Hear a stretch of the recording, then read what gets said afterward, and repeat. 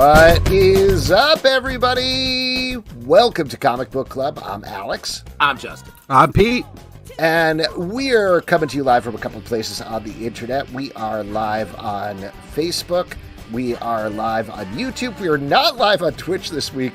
Some sort of weird error just happened, so apologies to anybody who regularly watches us on Twitch, X, Twitter, and Instagram, all live there. Maybe you're listening later on any major podcast platform. Wherever you're getting the show, it's all good, except for Twitch, where currently it's bad. Where it's all bad. It's funny, it's got like half a check mark next to Twitch. So yeah, I don't know what's going on there. I'll look into it as soon as we get a little break at the show, but we're not going to have too much of a break because we have some amazing guests on tonight, guys.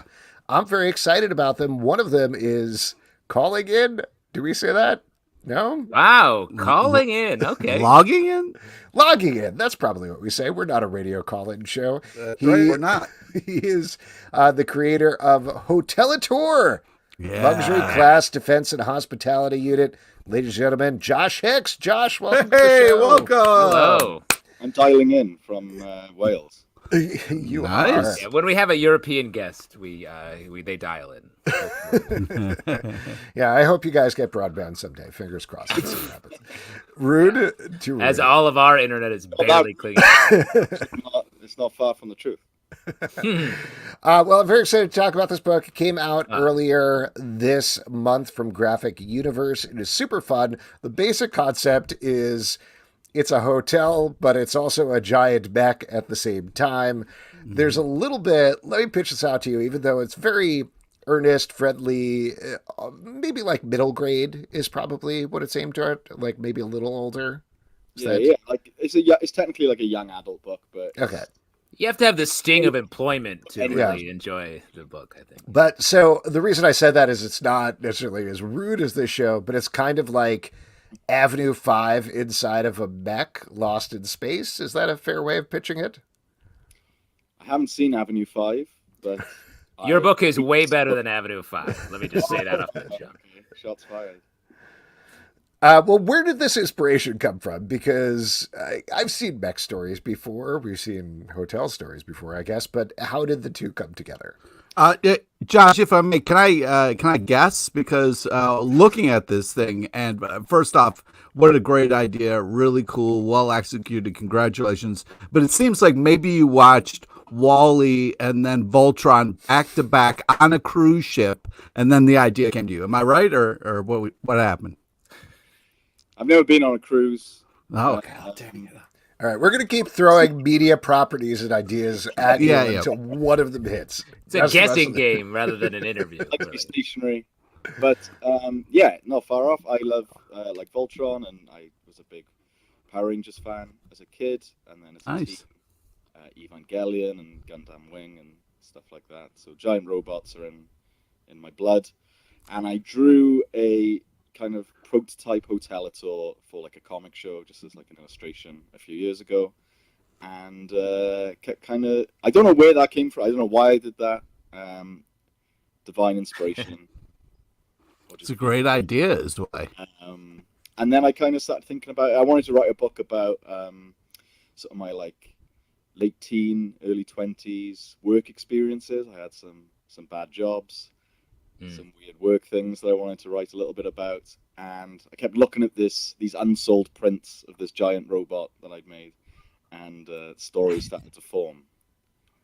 And then 4 years later, the book is done. Way. As easy as that.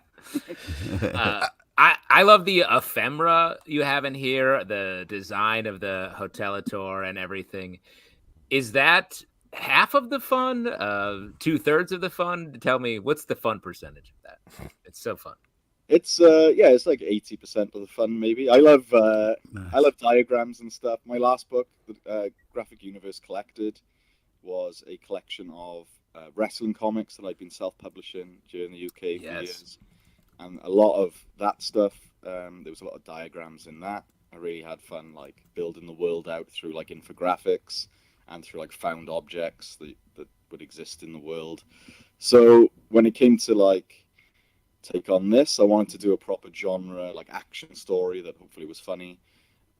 So not so much of like an ensemble character-driven thing, although there's an ensemble cast and they are characters. I wanted to hit the plot and the sci-fi stuff a lot harder, but I was looking for ways to do that with my like diagram, either skill set or like obsession, depending on your point of view, I suppose. So yes, there's a lot of those. Really fun to like design this giant robot hotel as like a character and also as an environment. So you've got to figure out ways for it to work in like both scenarios. I'm a big fan of like, or I was a big fan as a kid of like those play sets that would open up and you could see. Oh yeah. Oh yeah. So that was a big thing of the book, was just designing this world that they could all live in, and then imagining like adventures within. So yeah, I loved it. Nice.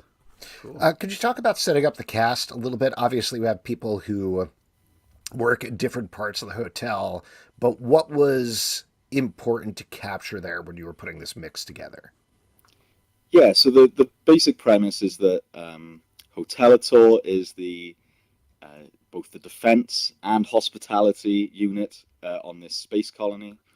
When it gets attacked by some sort of mysterious giant alien and transported out into deep space, the guests of the hotel and the staff have to kind of work together to figure out a way back home. So a lot of our like core cast that you see on that front cover, they're like your lower level service workers. So there's I don't know if I guess it'd be an internship in America, but we have something called work experience over here where you just kind of get assigned to a place and you don't get paid, and you kind of figure out what it would be like to work that job as a student. So Anna, our lead, is on one of those things. I did a few of those things as a teenager and they scarred me for life. So she's kind of our insert. And then, yeah, you've got your lifeguards, your bellhops, your receptionists, mixed in with like bad middle managers, sort of dodgy corporate overlords, musicians in residence, guests who are maybe disgruntled for various reasons. So a big part of the book was like sticking all those kinds of people into a small space and seeing how they like bounce off each other, I suppose. Can you tell us about your, I guess, worst work experience that inspired this? Because it's such a visceral part of the read that like everything is bad and you have to be a legit hero to survive your first job. So I'm curious what scarred you so hard. None of them were too bad. I mean, I signed NDAs for one of them. I don't know if I can. Oh, okay. I worked on like a reality TV show once. And hell yeah! I knew it was TV. It had to be. And it was the same, man. It broke me. It broke me hard. Yeah. The same. What kind of thing did you work on? Wife swap. Oh, so mine was like a Welsh version of the Jersey Shore, essentially. Oh, a buddy of mine worked on the Jersey Shore. You can Google what that is, and they'll know what it is. But hilarious. Yeah, I was like, I thought I'd be, it would be glamorous. And I didn't really have much of a choice about doing it. It was kind of like a thing offered to me in university. And I just ended up like carrying bags of trash around on like a summer's day. They didn't have the infrastructure to deal with the amount of trash that the cast and the crew were generating. So they would like ask me to carry it. They all stayed in a hotel like a mile from the production offices.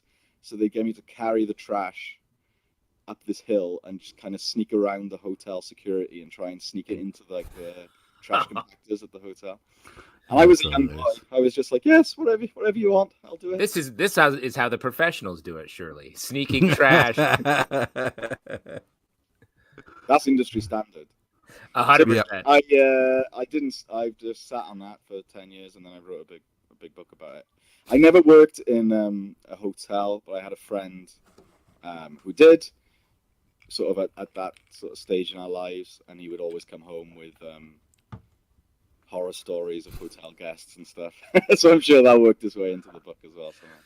I love that TV being the answer, because there's no better industry that has like malfeasance at every level above you than television. From your direct superior to the network, it's like everyone's a psychopath, and that shows in the book because there's so many layers of people screwing around.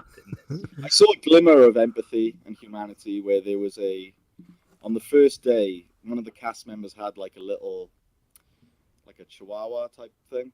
Mm-hmm. And it took a shit on the carpet in the house, and there was a brief second where my job was going to be to clean that, and then somebody sort of stepped in and realized I wasn't getting paid, and someone who got paid slightly more than me, which would have been any amount of money, did it. Yeah. Wow. They were like, have nice. the talent clean that up on camera. That's gold. Yeah. I do have a question for you about the title because, as we said earlier, it's HOTELITOR Luxury Class Defense and Hospitality Unit. Was there a point when you were working out an acronym for HOTELITOR? Oh no, I should have. Oh, okay. Go back. The original print, it was accommodation.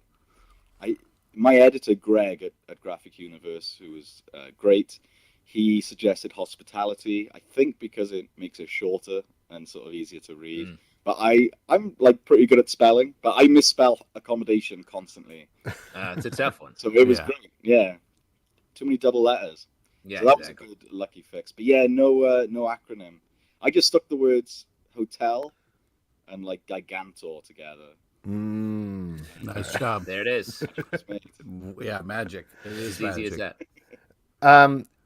Without getting too much into spoilers, but it's been out a month already. You do have a pretty open ending there. I know it's just out, but are you looking to do a sequel, or are you putting it on hold since it has been such a long process so far? Yeah, so it was, it's been like, I think I drew that drawing about 4 years ago, but I've only been working on the book maybe for the last 2 years. So it hasn't been super long. Still quite a bit of time. But yes, I would love to do more HOTELITOR stories. I suppose it depends on if Graphic Universe would like to do more, and also my schedule. I'm working on new books at the moment, so I'm booked up for a bit. But I'm always thinking in the back of my mind HOTELITOR stuff, and also my last book, Glorious Wrestling Alliance. I'm kind of working on some new stuff for that as well at the same time. And you have did you have a short film that you're shopping around? Is that? Yes. A short film that is playing festivals at the moment that I directed. So my day job for a while, I'm very lucky that like I had a short spurt of doing a lot of quite rubbish jobs, quite close together, and I managed to get a job in animation, and that was kind of my day job then for about 6 years. And I still like to make films, so it's an animated short made with BBC Wales here in the UK. And it's playing festivals at the moment, and anyone in the UK will be able to see it on iPlayer sort of at the end of the year, probably. If you're going to San Diego Comic-Con, I believe it's going to be in the San Diego Indie that's awesome. Film Festival. That's like connected to the show. So you'll be nice. And it's a conspiracy comedy about potato chips. It's I won't spoil it. It's too short to spoil, so that's all I can give you. That's awesome. I love it. I'm already in. Craig Roberts, the Welsh actor, and Bill Nye, not the science guy. No, okay, not the science guy. The better one. The better one. From Pirates of the Caribbean 2, or the dad from Shaun of the Dead, or as you'll now know him, Bill Nye from Spectre of the Bear, which is the film you can see soon. Awesome. Josh, this is also cool. I loved HOTELITOR. I do love it's awesome because Congrats. I don't know what happens next. So funny, man. Really great. Amazing art too. To talk to people about the book. Yeah. Well, it's great. Congratulations. I know it's late where you are, so please go to bed. Thank you for coming on. Yeah, appreciate it. Please go to bed. Yeah, please. And when you wake up, we'll have more pitches ready for you. Send me anything. Yeah, anything hotel-based, robot-based. We got it. It's yes, I couldn't think of anything. Okay, good night, Josh. Thank you. Take care. Bye. Good night, Josh. Great book. 4 Rooms. Yeah. That's what I was trying to think of. There we go. It's a hotel movie. No, I got it. Yeah, I get it. Yeah. It's like 4 Rooms meets Space Camp. Oh boy. Yeah. All right. We'll stop. What are you doing? He's gone. I'm going to keep doing it. This is the rest of the show, baby. All right. Why don't we bring in our next guests? Yeah. They are the creator of the fantastic book, The Heart That Fed, which is coming out next week from Gallery 13. You might notice a similar last name for them. That's because they are father and son and worked on this book together. Carl Sciacchitano and David Sciacchitano, welcome to the show. Hello. Thank you. Hello. David, you have a cat behind you. Yeah, Do you want me to get rid of that cat? I can't. No, that's no, great. You can't have cats. It's great internet. Yeah, I'm Pizza allergic, allergic, but this is fine. Yeah. Yeah. Great cat. Also, great book. So the Thank setup here is that, David, you fought in Vietnam. Those are stories that you have told Carl pretty much throughout his entire life. And ultimately, you've turned it into this graphic novel that is both memoir of David's time in Vietnam and also your time together. Carl, you growing up, interacting with your father.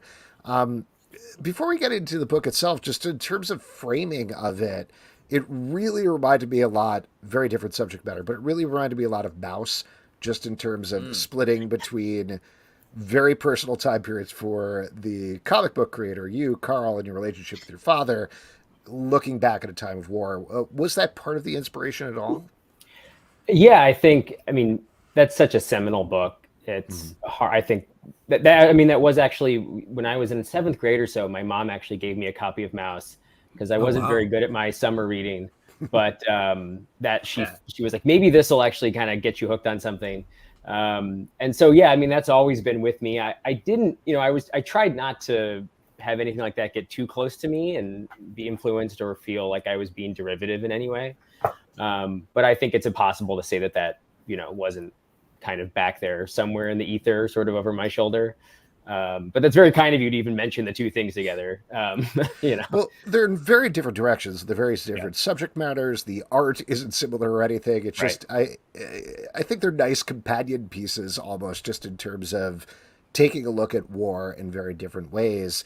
To take a big step back, though, David, how did Carl approach you about this? Because obviously you've told him the stories, but him saying, I want to turn this into a graphic novel, it changes the relationship quite a bit. Carl's always been very direct since right out of the womb. He was he is. He's very direct. It's refreshing in a lot of ways. He's actually helped me be a better father because of that. With no point going into it. But I say that in a very serious way because he's one of these people who can point out your errors, or I don't know the right word for it, where you're kind of going wrong in your job and he's very direct about it. So by the time he was an adult, I was a much improved person. I wish I had been that way when his brother was born, so his brother didn't have to suffer through all my mistakes. But anyway, he came up to me and he said it. I'm interested in doing a book. Here's the story. He just came out with it. I don't remember the language he used, but he's quite direct. He just laid it out in front of me, and I said, I must have indicated that I don't know why anybody would be interested in a story about me. But I said, fine, I'm whatever you want to do. I'm supportive. I've always been supportive of his artwork. He's just that kind of guy. I'm just happy to have him as a son. I'm very proud of him. I'm proud of the work he's done. And I've always felt, I did encourage him when he was going to college to try to do a double major, which he did, by the way, just in case, because I know how tough the field is, art. And my father was a musician, and it's very similar in a lot of ways. It's a tough job. It's tough to make money at it. But I was very proud of him. I've always been proud of his work and always very supportive. So of course I said yes. And then he asked me, well, I'm going to be pretty blunt, I should say. In the book, the story is going to be presented as real life, right? So I said, don't worry about me. If it's something embarrassing to me, I'll swallow that. I'll take care of that. Feel free. And he did. And he did. He never actually came to me. I don't believe, maybe I'm wrong, Carl, you can jump in, but I don't think he ever came to me and said, I want to include this part. Is that a problem for you? I think I just basically said, feel free, write what you want. And if something I don't like, it's too bad. Well, Carl, can you tell us about your side of that? Like to take these stories, and even now, as we've learned, you have no problem saying what it is, telling the truth. I'm sure that must have been a little bit tricky, at least. Yeah, I mean, I knew from the beginning that I wanted to, as he said, present everything as faithfully, I guess, as I could. And I wanted it to be, I wanted the reader to sort of feel like a fly on the wall. I wanted them to feel like they were in the midst of these different things happening in the Vietnam War, in our life, in my father's marriage. I mean, all of these different events. and sort of be able to just see them as they happened and then make up their minds about them, you know. And so, yeah, I think when I approached my dad about things, I did do that sometimes, but it was more, what I really wanted to do though was also keep things focused on the war or PTSD or something that sort of came out of that. So there might have been, we had a lot of conversations about things, and I would say, you know, did you think this was related to that now? Like, if you look back at the way you reacted in this situation, because I think, you know, everyone gets angry about things. Lots of people get divorced. I mean, things like that happen in lives and in families, and they don't necessarily always come out of someone having PTSD, right? So that was important to me too, that I wasn't just sort of dumping things into the book, that I was being careful to still have a narrative that made sense, and that these things I was showing were illustrating the ways that war and trauma and PTSD can affect a person and affect their relationships and family. Well, it's interesting you say that, because not that this book has necessarily a positive view of Vietnam, but I'm sure you're aware generally people don't view it very positively.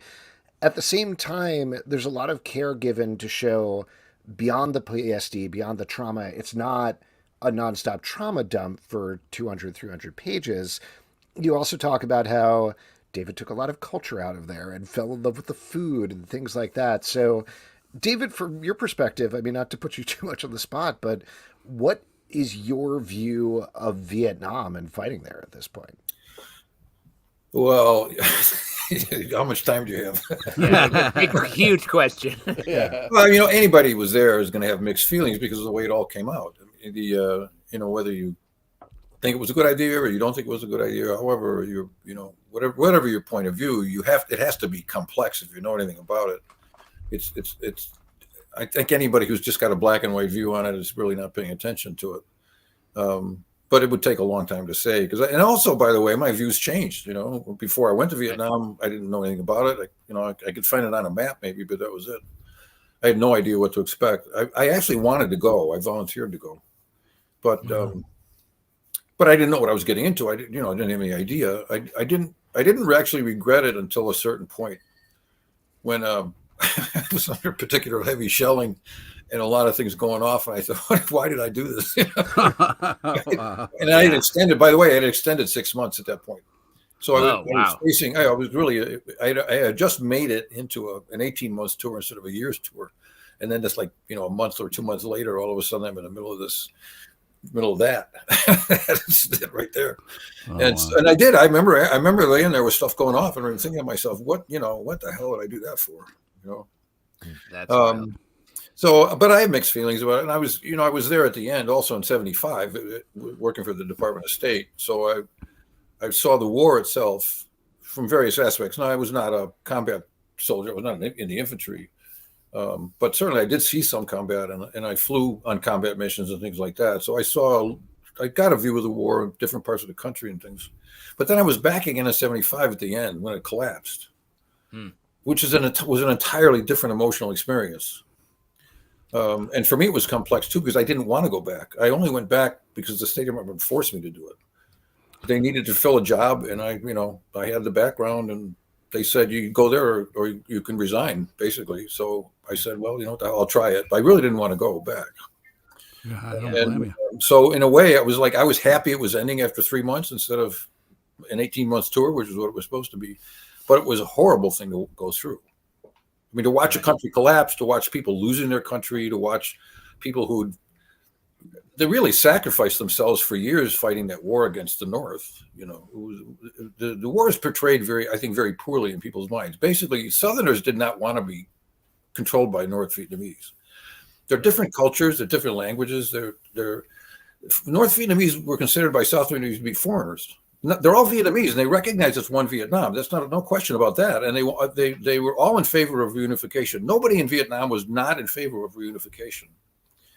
They just weren't really happy with the political system. And also, culturally speaking, North Vietnamese are different from the South.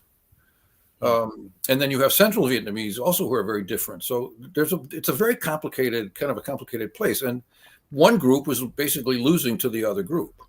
And then Then you had the other part of the tragedy was just more people dying and and suffering and the killing and stuff went right up to the end. And to me, that was one of the worst parts about it was because it was obvious that the end was coming. I mean, it was pretty obvious, a couple of months early. It was a surprise that it collapsed so quickly, but you could see it coming and stuff, and so could the communists. And you had to wonder, why are they still doing this? Like when I was in the Delta, there was an attack on the city that killed a lot of people, and with no reason whatsoever, because that was not a central part of the war. The war was not going to be won or lost in the Delta. It was going to be lost when Saigon was occupied by the communists, and I don't know why they did it. Who knows? But they did. So I just can't help. You can't help but having mixed feelings. You're looking at that tragedy. And by the way, where we were in Virginia, where we lived, there were a lot of refugees, Vietnamese refugees, and so you can't get away from it, right? You can't in that part of Virginia. You can't get away from the war. People still are flying the old South Vietnamese flag. There's a different political point of view among Vietnamese in this country than for instance, in Vietnam. There, yeah. So, you just can't get away from it. And then I also worked with refugees too. That's not in the book, but I spent a lot of time starting almost immediately after the collapse. I ended up on Guam for a month working with refugees. And then I kept getting back to that. I'd have like a temporary lull between assignments and I'd get stuck in the refugee program again.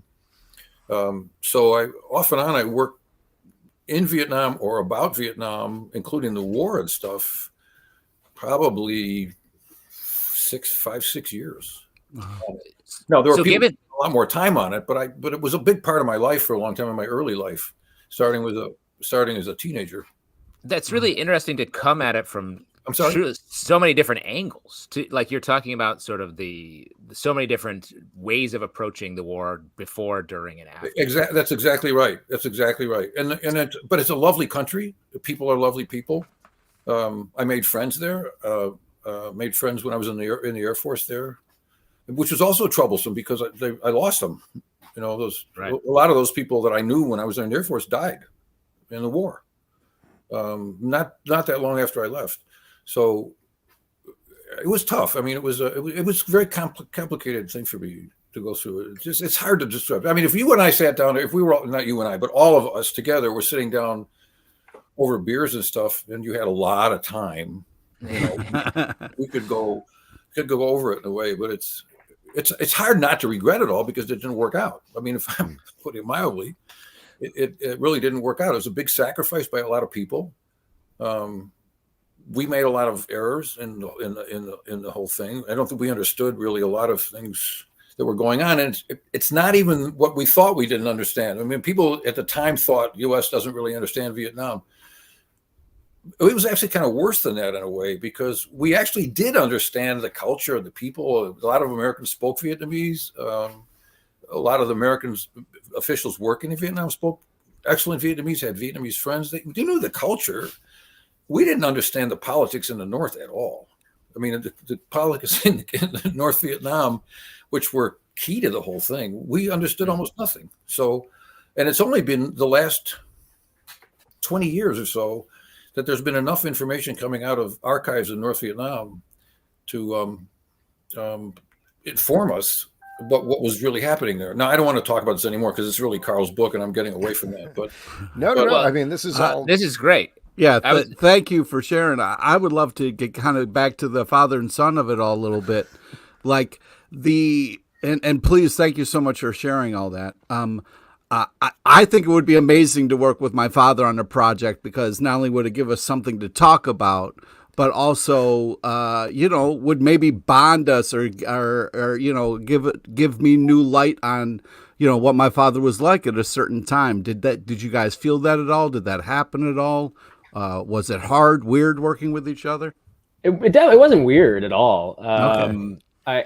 I think I've described it previously as I think the book was sort of a continuation of this gradual understanding of my father's experience in the war and what he went through and the effects that it had on him. We've always been pretty close. So for instance, when I, going back to that initial question, when I approached him about the book, I was never worried that he would say no or something, that he would like forbid me from doing it or ask me not to. What I hoped was that he would want to be, involved though. And he was, and we talked for countless hours about his time in the war and afterwards.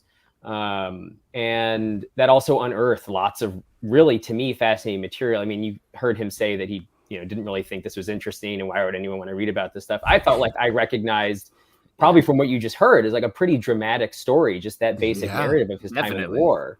And also, as you noted, that it was kind of a different perspective from, I think, the typical Vietnam stories, which do tend to be that sort of infantry focused, boots on in the jungle kind of thing.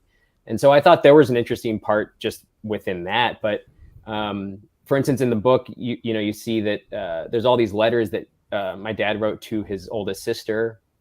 I didn't even know those existed until I started doing the book. Oh, wow. And then she gave them to him, and he was like, yeah, I have these upstairs. Do you want to see them? They're kind of boring, and they weren't boring. They're amazing. And they're this raw, honest look into a, early 20-something-year-old's life in this crazy situation as he's going through basic training and then maintenance school, and then he's actually in Vietnam and then in Thailand after the war. It's this whole long period.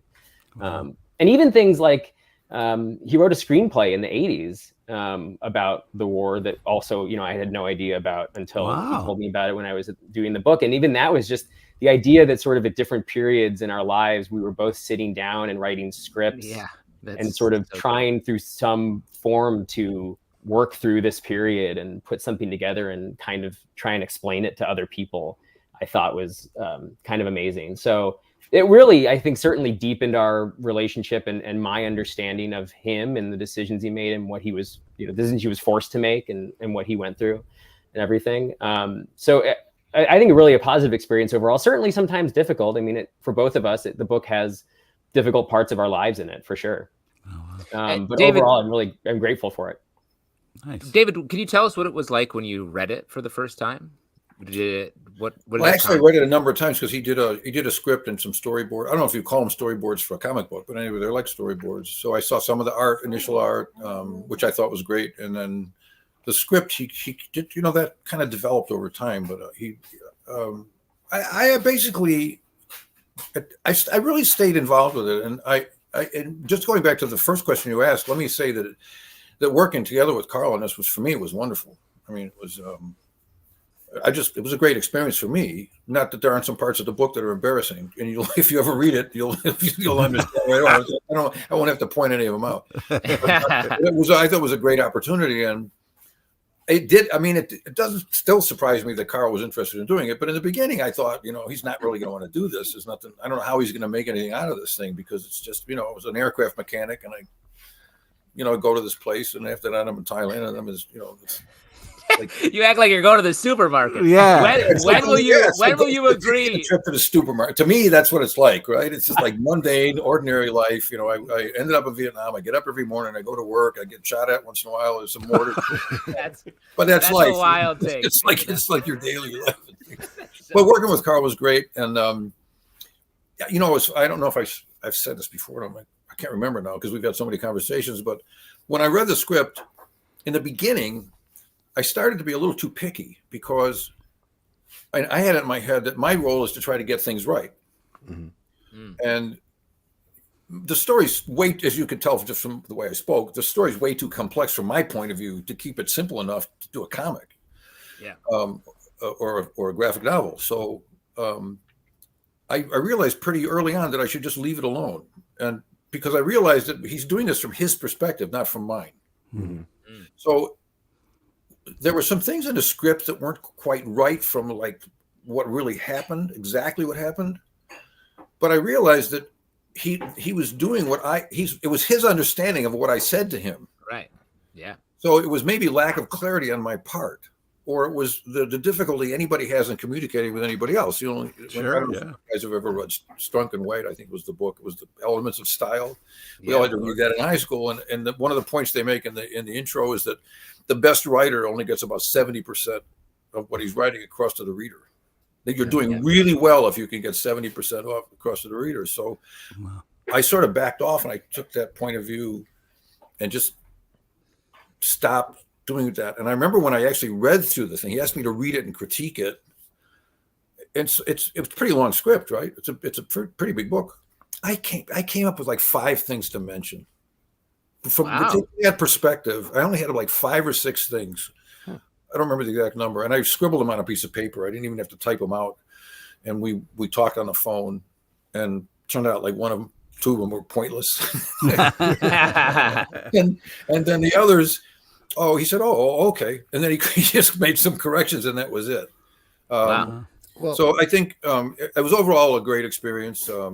I still find some of it surprising. I mean, the box of letters I gave him they're just not interesting. He thinks that. You keep saying that. Yeah, we got to sell this book. You're not. When can we convince you that this is an interesting story, David? I read want people to read this. When my sister gave them to me, I didn't give them to Carl right away. I didn't know they existed. I didn't know anybody kept any letters. These old things. I wrote a lot of letters, and I read through them, which was not easy because it was so boring. I mean, it's like, I wrote this stuff like the same thing over and over again. I didn't really tell people much that was going on. I did have some conversations by letter with my sister that I didn't have with anybody else about some troublesome things, gruesome things. Yeah. Well, to throw it out there, having read the book, I think they do exactly what you're talking about, Carl was trying to do with them, where it provides, on their own, maybe they aren't the most interesting letters, maybe they aren't the most descriptive letters, but they fill in these gaps in time throughout the book, giving us a sense of what you were going through, what your relationship with home was, how that was changing, etc. So yeah, I mean, that's a nice segue to ask you, Carl, given all this that David is saying, logistically, how do you start to tackle this material? Because you don't just have conversations with your father to prepare for the book. You don't just have the letters and the screenplay. You have your entire lifetime and his entire lifetime. So when you sat down and you're like, page 1, here we go, what was the process like? Yeah, I think so. Initially, when I first started thinking about the book, which was now a really long time ago, and its earliest just sort of mulling around in my head, it was just going to be, this is what happened to my dad in Vietnam.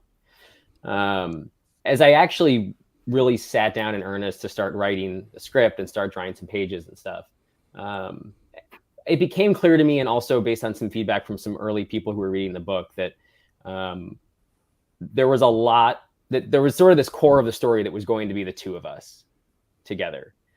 And so I think I was kind of lucky in a sense, because I already had this sort of main spine in my head of what I wanted to cover in the book in terms of my dad being in Vietnam from 66 to 68 in the Air Force, and then coming home and what that was like, and then going into the State Department and being back there in 75 for the evacuation. So I kind of had this narrative spine in front of me.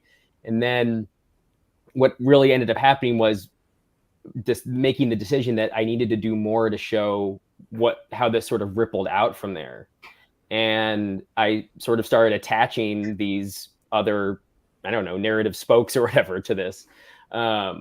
And so that's where that kind of came from, is that the book, sort of takes you past and present, back and forth between the war and then other parts of my dad's life and our life together and all that. So it just kind of evolved and built on itself over time, I think. And so it wasn't something where I necessarily sat down with all of this material and said, how do I put this together into something coherent? It was more like I had this sort of simple idea for it, and then other things came in, and I just sort of tried to like paste them on together, where I could, and hope that I was doing a decent job of it visually, to carry the reader through that. And it was tough too, because in the script form, I think it's like the worst way to read a comic book, if you guys have ever read a comic book script, and so it was tricky to get people to read it and for them to understand, okay, with these 2 panels, like he's older here, he's younger here, this means that, because I really wanted to lean on the visual elements of a comic book and telling the story that way, and juxtaposing past and present on the page next to each other. Because I think that's really emblematic of how my dad still feels about the war and still thinks about it and still feels about it, in a visceral way. So yeah, it was a gradual climb, I guess, to kind of fit all these Lego blocks together. But did you, to that point, did you come up with different design tests of your dad? Just like different ages? A little bit, not as much as probably you think I should have, or I maybe should have. There were things that the book, I mean, especially when I started drawing it early on because I had to go through this whole process of finding a literary agent and selling the book and all this stuff that I wasn't used to coming from the direct market. My experience had been kind of with, not a ton of it, but with IDW and Archie and stuff. And so I was exploring this sort of new world of like trade publishing and trying to figure all that out. And so when I actually started on the book in earnest, some of the pages I had started with were years old at that point. So there were definitely pages that I went back to and changed things around and edited stuff, because I realized later on in the book, I had sort of come to my own understanding of like what he looked like at certain points and stuff, and how I was drawing myself and other people. It didn't really match up anymore. So I did go back and kind of hodgepodge that together to hopefully make it feel more, seamless. Yeah. We do have a question here from the comments I want to bring up. This is from Stray Bullet. Someone needs to mention the nerd walls. Carl has an arcade cabinet and David has a framed wall of medals. David, I don't know if you... I didn't quite hear the question. Say again. Someone needs to... Carl has an arcade cabinet and David has a framed wall of medals. David, I don't know if you'd refer to your framed wall of medals as a nerd wall, but is there anything in particular on that back wall there that you'd like to highlight? Oh, well, actually, there's a picture. You can't see it. Right up. If I move the camera, let me think if I can do this. It was right over my head. You see that black and white? Yeah. That's actually, that photograph has followed me through life to remind me of the worst things I went through in Vietnam. At times when, and I've gone to have a lot of ups and downs in life, some of which affected my poor sons a lot. But it reminds me that if I could go through that, I could go through anything.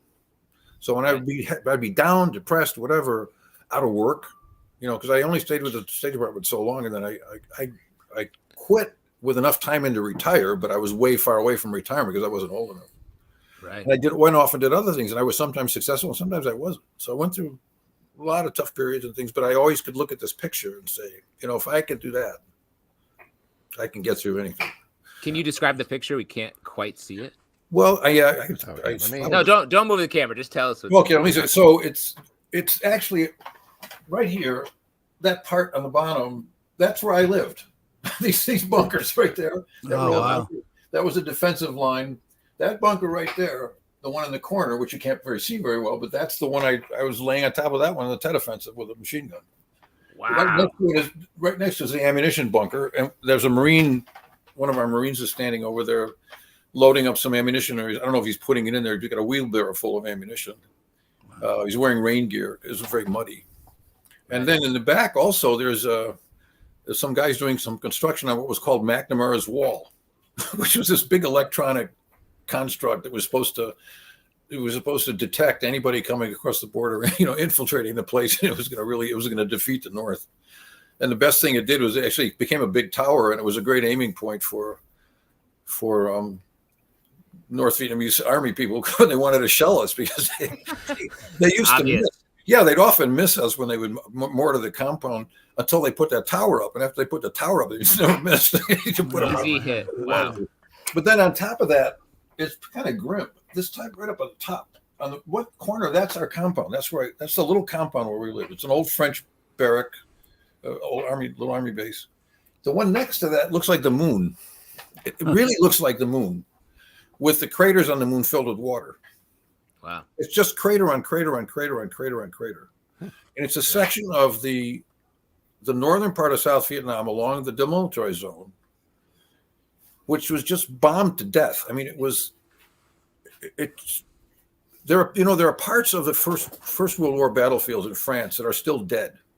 Mm-hmm. They were chewed up so badly during that war. They're just dead. That's what that is. That's a piece of land that, if you look at it closely, it's literally craters on craters on craters on craters on craters. There's no part of that surface that's not been thoroughly disturbed, let me say, and blown up to pieces. And even today, when Carl and I went back for a visit, by the way, which is a kind of a highlight of the book in a way, because I didn't want to go back. I didn't enough of it. And Carl, it was important to him. Won't go through the whole story, but it was very important to him. But at a certain point, I said, "Fine, if you want to do it, I'll go along with you." I was dreading it, but in fact, it turned out to be a great experience for both of us. It helped him, I think, a lot on the book because he was actually on the ground where I was. Things had changed a lot, but he could still imagine it. He had plenty of photographs and stuff like that. And that trip, he saw some of these things. He saw bomb craters that were still there. Some, I mean, they were overgrown. They had weeds in them and stuff, but there's still these enormous craters that go way down in the dirt, and there's nothing in them but it's weeds. You know, there's still nothing growing in them but weeds. So, and then he's got a great picture of himself in a school that's preserved in Quang Tri City, which is where we were right outside of Quang Tri City. That's just a shell, and it's just full of bullet holes. I mean, it's this preserved building that's nothing but an empty shell from fighting after I was there, from 1972, when there was an invasion by the North and they conquered that province, and then they were driven out again. But it destroyed the province. Basically, the city was leveled, and it wasn't rebuilt for decades. So he got to see all that stuff, and that's part of what he saw. He saw what that looks like today. And so to me, that's an interesting part of this. I don't think anybody walking in the room would think it was very important. They wonder what it was. Sometimes people ask me, I'm the guy in the picture who looks nothing like me. He doesn't at all. He was kind of short and blonde hair, and he looks like a Marine to me. It doesn't look like an Air Force guy. But that's the most important. The other things are like, you know, my graduation from college and that's great. Couple of now, Carl, your nerd wall, a little different, slightly different vibe. And by the way, too, really quick, I think part of this too that's interesting to point out is this: my relationship with my father obviously is not static; it's not done. That bit about him having that picture through life and stuff, first time I've heard it, along with you guys. That's dope. I'm glad to be here for it. That's pretty amazing. I mean, there are always things. There's almost every day we still talk, and there's like, God, I wish I could put that in the book. There was a day. I never explained why I have that picture. No. Yeah. Well, anyway, so mine back here. What's the arcade game? What's the? I know. I love when you said that. I was almost going to tell you I would rather have his room. Yeah. I love that room. Same. Christmas present. That's so it's an arcade one up. It's not a real legit, but it's a Simpsons cabinet. Oh, nice. And I'm in Portland, Oregon, so it's kind of, you know, there's all this like Simpsons stuff around here, so it's kind of fun to have that. And then I got into Legos again, big time in COVID. That was one of my, COVID things. So I've got the same thing with Alex, the Saturn V rocket back there, and then books on the, so there's about half like Vietnam books and half comics on the bottom there, and then movies and video games up on the top. Nice. Great. Nice. Well, cool, guys. The book is absolutely amazing. Yes. Before Thank you. we let you go, is there anything else you want to plug? Are you guys going to be touring around at all to sell the book, doing a signing together, anything like that? Nothing like that really planned at the moment. If there's any people in Portland listening, I'll be at Books with Pictures Con on the 15th. Oh, cool. It's a great local store here that does sort of a mini Comic Con, so I'm looking forward to that. But actually, my dad mentioned the trip we went back to Vietnam together. If anyone's interested in that, if you check out my socials, I've been posting clips of kind of a documentary that I put together. So when we went, I filmed a bunch of stuff, interviewed my dad during it, and was lucky to have a friend who's a professional editor put it together into a 10-minute video. So you can feel free to check that out. Also, I guess I'll say too, if you're interested in the book but kind of on the fence, you can sign up for my newsletter on my website, and you can check out the first 10 pages for free. And I've only sent out one newsletter so far, so you're not going to get spammed. The book's amazing. Congratulations. Yeah, congratulations. There you go. Great to Have talk a to great you. For your night. service. Thank you. Thanks you. very much for having us. Appreciate it. My son's terrific. My son is great. Everybody had to read the book. He's Good sell. Love it. Thanks, guys. Take care. All right, there we go. That was Carl Sciacchitano and David Sciacchitano. The name of the book, once again, is The Heart That Fed. It comes out June 4th from Gallery 13, but word on the street is some books have made it out of quarantine already. So check your local bookstore. Maybe they're already, or you can order it. It's really, really phenomenal. An incredible piece of work. Oh, yes. Great to talk to both of them. Absolutely. And folks, we're going to move with our next section, which is my favorite section because you all make it up. It is your audience questions. And for audience questions, all you got to do is drop a question in Facebook, YouTube, X/Twitter, or Twitch, which is back up and running, so you can do that there. And while we're waiting for some questions to potentially come in, just to talk about what we're drinking this evening, we usually have a curated drink or chosen drink or design drink by our house chef, Brett Macris, a.k.a.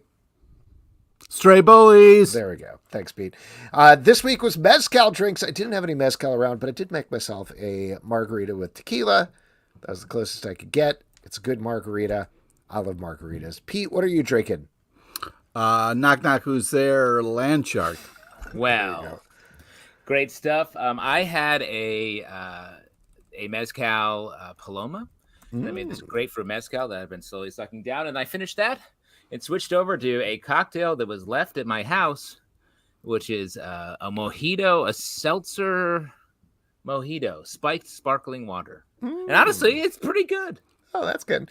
I've been very on the fence, not even on the fence, like very dubious of hard seltzers, but I get sent them sometimes for work to test out, and because that's my job now, apparently. Did you get any from they're pretty Jiffy good. Lube? What? Did you get any from Jiffy Lube? Jiffy Lube? Jiffy Lube. Yeah. How The about JC? oil people? How about JC Penney's? You got some JCPs? What are you doing? What are you talking? You guys don't like comedy? Please Don't Destroy? You never heard of Please Don't Destroy? Come on. Wow. I don't know exactly what you're talking about. Well, SNL did this sketch. Please Don't Destroy did it, and they talk about hard seltzers and Yes. Jiffy Lube and JCPs. Is, Tell you what, not very impactful to me, but I do remember them talking about that. So there you go. Okay. But yes, all of that, I've had the Jiffy Lube and the JCPenney. Frederico Rosa says, who would you guys want to see in the next Knives Out movie? Ooh. Okay. A couple of items of casting have already come through. Kaylee Spanny, everybody knows that name. Shouts, yep. From Elvis. And one of the guys from Challengers, I don't remember which one. Tom Hardy is rumored for the movie. Is ruined. ruined? Tom Hardy is ruined. He's ruined. Tom Hardy is rumored for the movie. Lindsay Lohan is rumored for the movie. Who did they announce today Andrew Scott is going to be in it.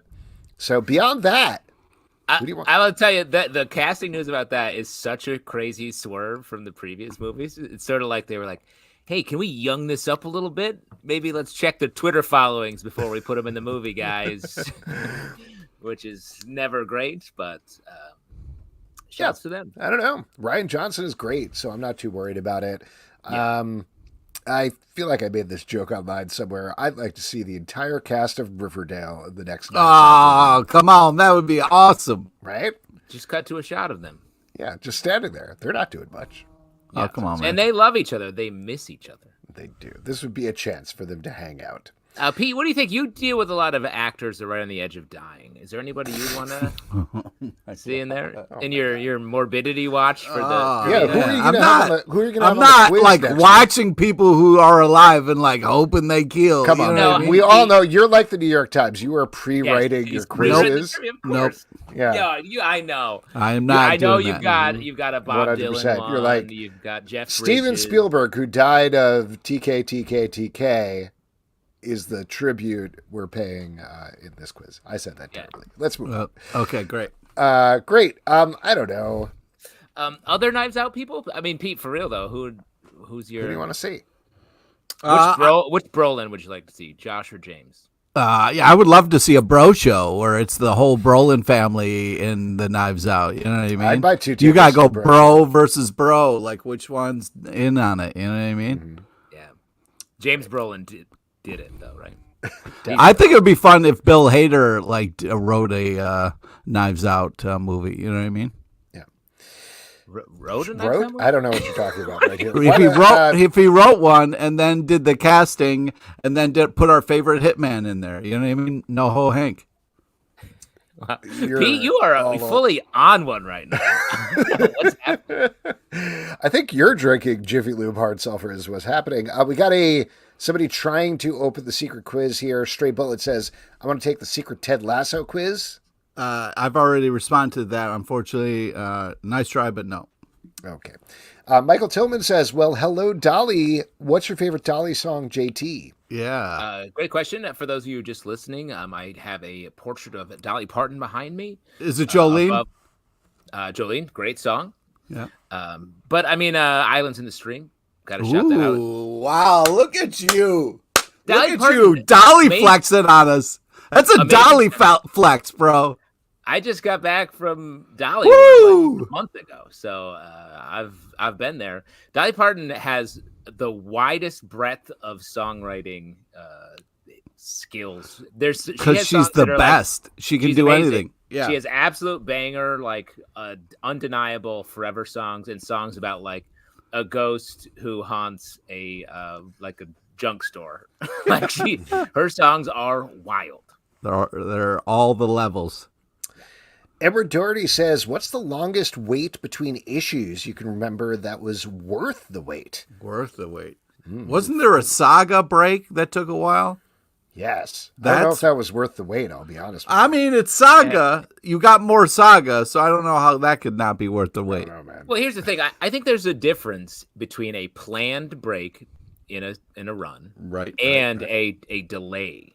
Sure, and I think creators have gotten a lot better about inserting planned breaks, but the delays are the ones there. You feel the sting a little harder. One I was reminded of recently, I think this was Tom Brevoort talked about it in his newsletter this week, my new obsession.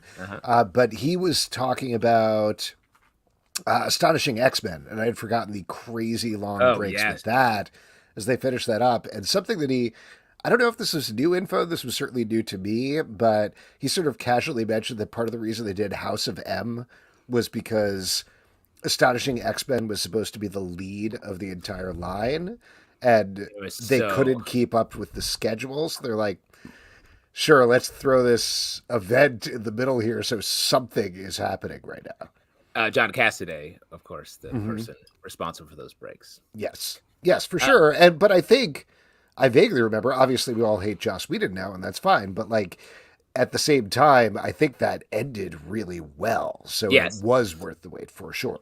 John Cassaday, one of those artists who I forget how this happened, but I met up. I was drinking with him one night, and he's one of those guys that's like, nah, I just finish when I finish, and he has the swagger / confidence to.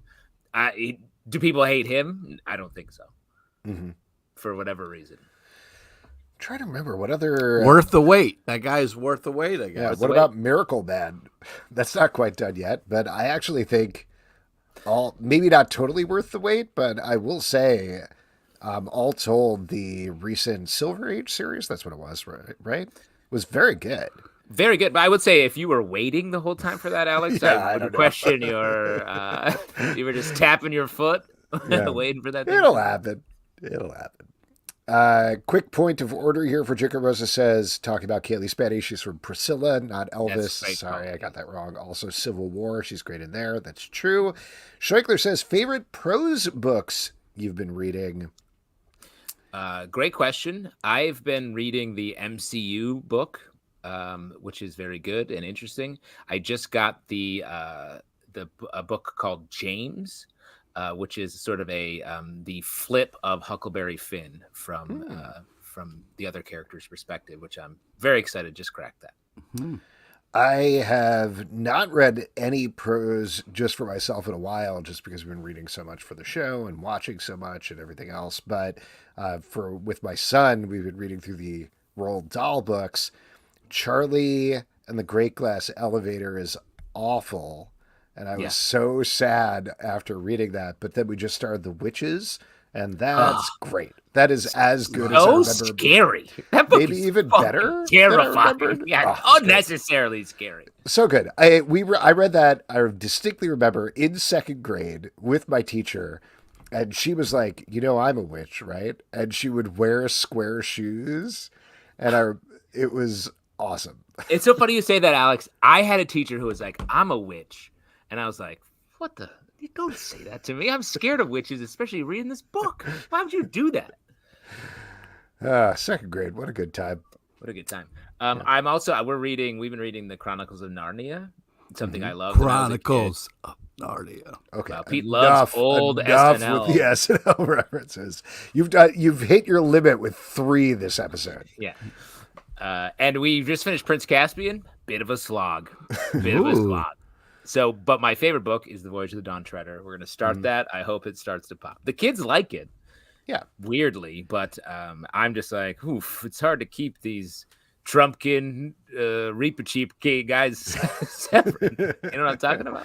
Dawn Treader's a little better. I really like the Sylvan Chair for some reason when we reread it, which I wasn't expecting. Yeah. You love 90s pop, alt pop.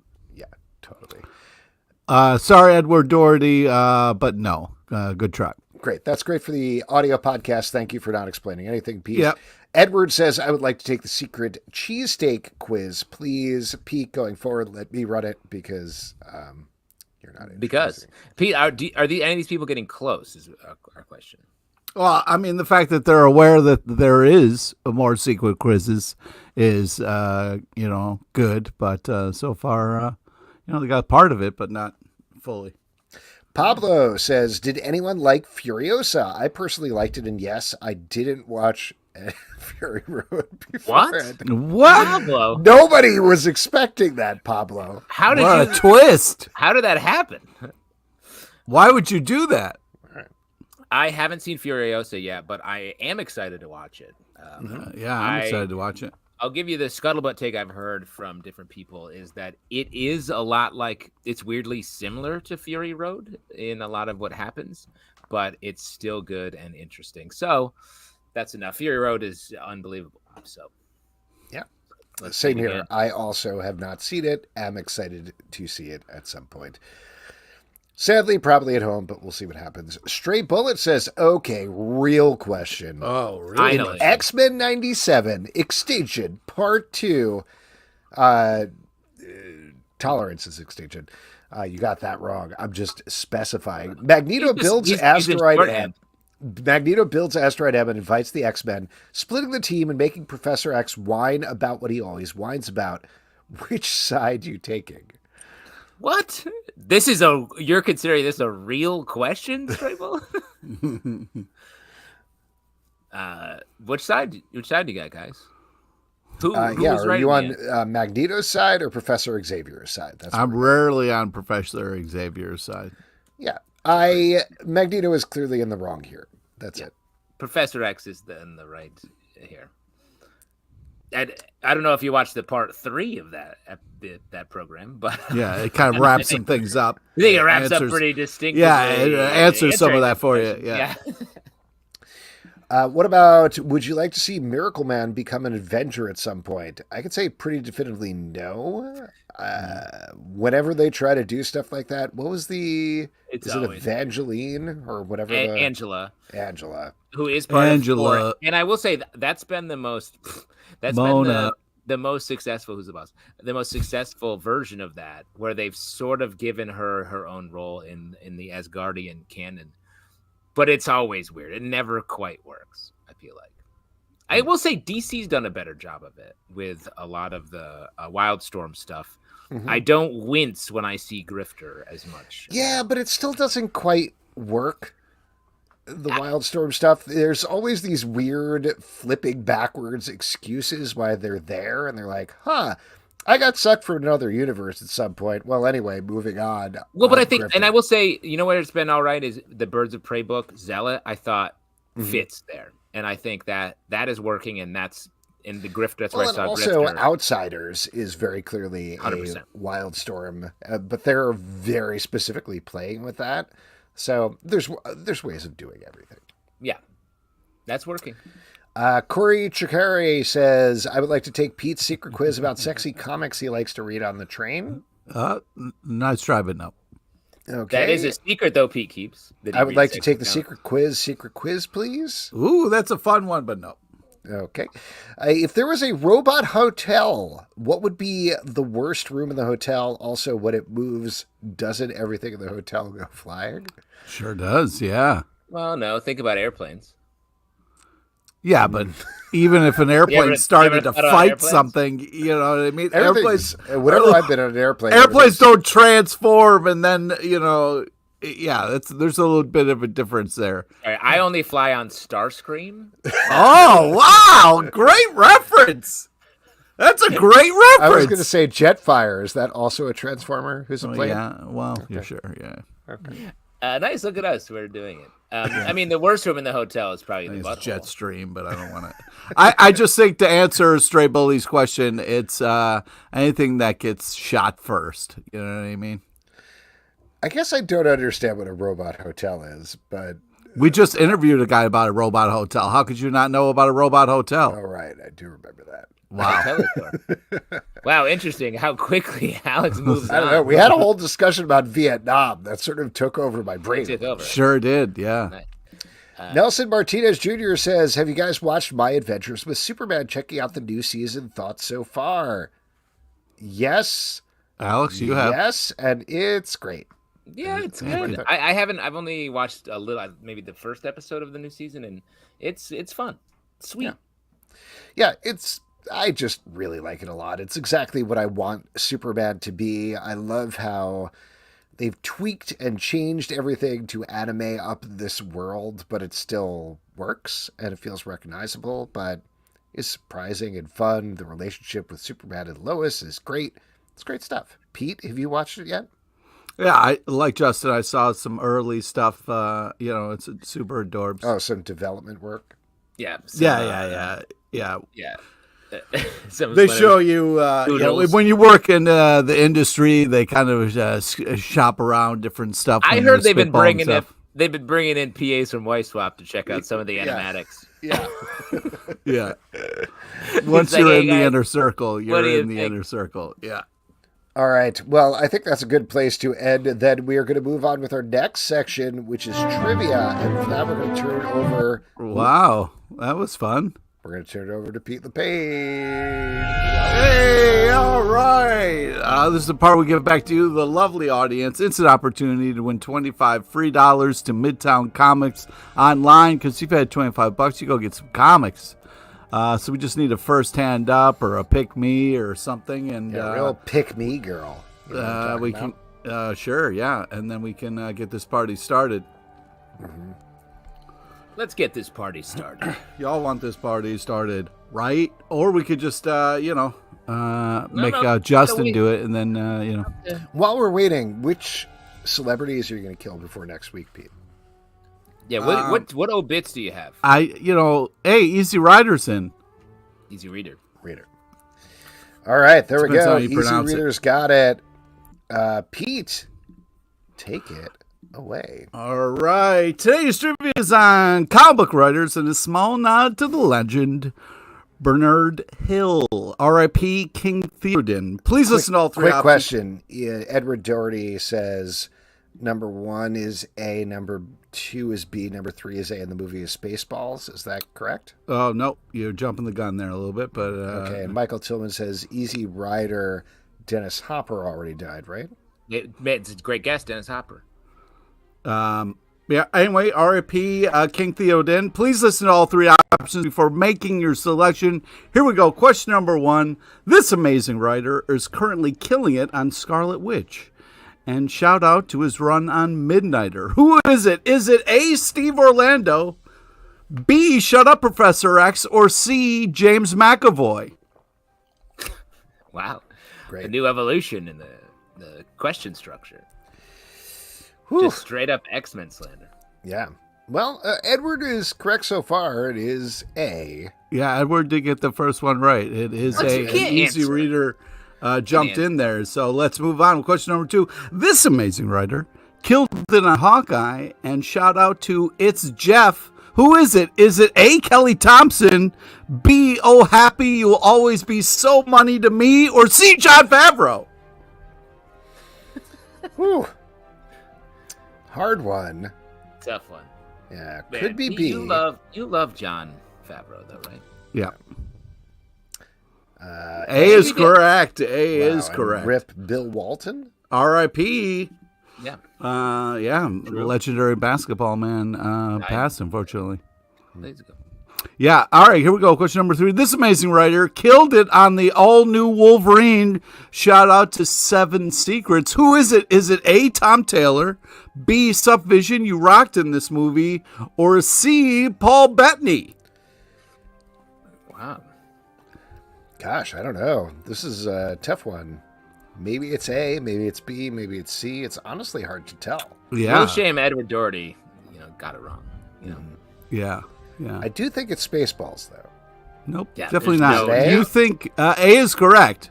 Wow. You think all those Avengers are in Spaceballs? Is that what you think? Yes. Huh. Well, yeah, he is correct. You will win $25 free. And to answer your question, Alex, we are talking about the 2004 banger rom-com, Wimbledon. I thought you were talking about Spaceballs 2, The Search for More Money. Edward Doherty is correct. Wimbledon. Nice. is the Got it. answer. Wow. As we all know, it's a week. And on a week, What? comic books come out. What are you looking forward to when it comes to comics, Pete? I'm telling you, I'm still super pumped for this Blood Hunt. And Midnight Suns Blood Hunt #1 is something I'm You looking don't forward know to talk because about. it's coming out tomorrow. Yeah, I'm saying Yeah. it's something that I'm He looking loves forward Blood. to reading and talking about. And also Black Panther #1 Blood Hunt. So, yeah. Yeah, you got the those are the ones taste I'm of looking blood forward to. and you want more. Yeah, I want more hunting. Justin? A lot of books I'm super excited about. I believe it's the final issue of Once Upon a Time at the End of the World is coming out tomorrow, number 15. Man, I've loved Oof. that story Oof. about truly a rom-com at the end of the world. It's a shame. Pete used to have a heart, but he doesn't anymore. I wanted to shout out What the fuck?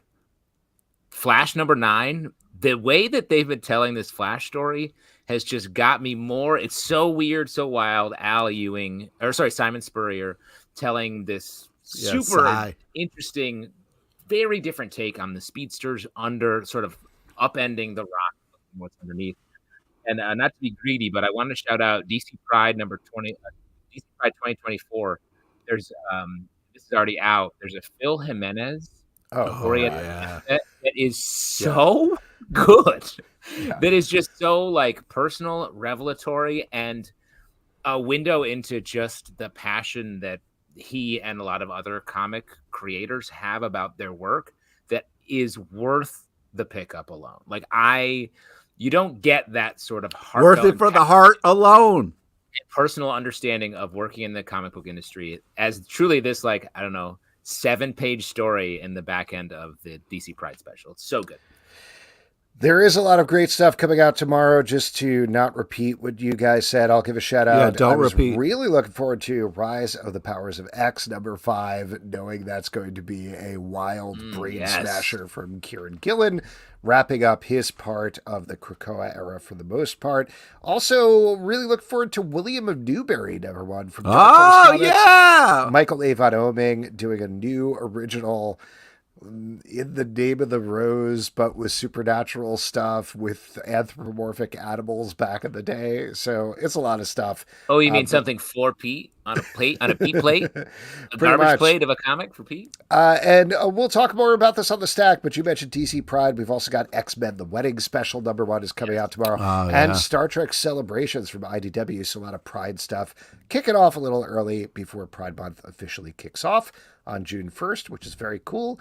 And folks, that is it for this week's show. A couple of people we want to thank. We want to thank Josh Hicks for coming on, Yeah. for talking about HOTELITOR, luxury class defense and hospitality unit that is out in stores now. Also, Carl Sciacchitano and David Sciacchitano, The Heart That Fed, that is coming out in stores June 4th. Check that out. Both Next great week on the show, Eddie On is going to be here to talk about Advocate. And also, we're going to have Dave Wachter and Cody Fleeks are going to be here to talk about Nice. Uncanny Valley, one of the wildest books coming out. We've from- been loving. Can't Loving wait. that show.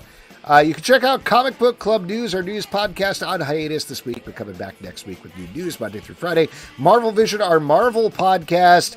finished recapping X-Men, and I'm sure we'll get into something soon. Also, to give More an to say. advance plug, Candyman, our Sweet Tooth podcast. Come Check that on! out. That's coming back June Candy! 6th. So get ready for daily episodes of that. Calm down, Pete. Patreon.com/comicbookclub. I love candy! To support this show and all the shows we do, don't forget to subscribe on Apple, Android, Spotify, or the app of your choice. At Comic Book Live on Twitter/X, Comic Book Club Live on Instagram, comicbookclublive.com for this podcast and many more. Until next time, we'll see you at the Comic Book Club. Yeah.